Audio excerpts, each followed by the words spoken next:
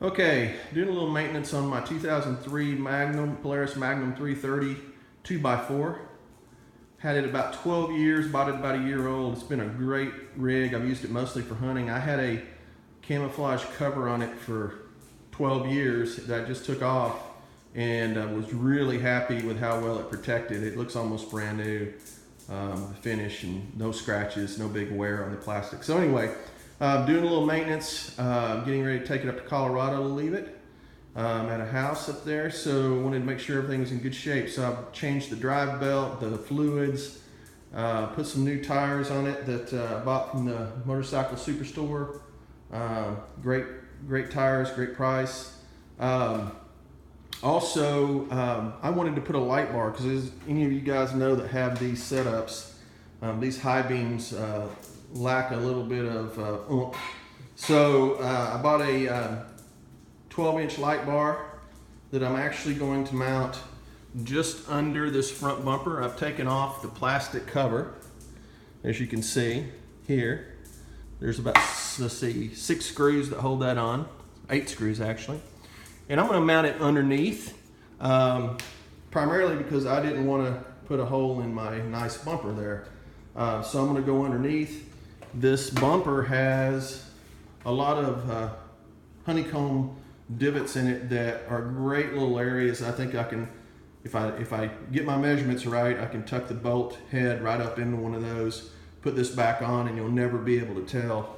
It'll just be mounted underneath. Very sturdy mount there. So the other thing is that I really wanted the light bar to be wired to my high beam switch. There's some videos out there on that, some threads on it, a lot of different opinions. None of them I was really comfortable with. Some of them were like, had you cutting into your lighting harness, splitting the wires, soldering it together. Could do that, but just not something I really wanted to do with my machine being in just pristine shape right now. So I pulled off this front cover, and fortunately for me, on this particular model, and again it's a 2003, I'm assuming the Sportsman will probably be similar, but I'm not certain.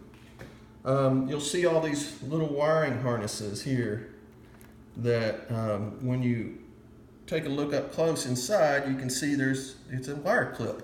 So you just need the male portion. It's a female. You just need the male that you could just connect right in there. So got my voltmeter out, started checking. Found this red one here is constant power. This brown one, I didn't figure out where that one goes to. Fortunately though, this yellow one is high beam. When you turn that thing on, when you turn your key on, hit your low beam switch, nothing. Hit your high beam switch, power up to 12 volts. So that's awesome. That means that I can plug right into that wire there. Now, I do recommend, and everybody that I've read has recommended, use a relay. So the idea is you have power from the switch that powers the relay.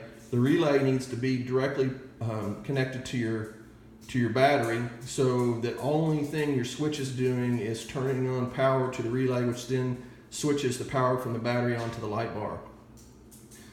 The reason you do that is so you don't overload your electrical system on your ride.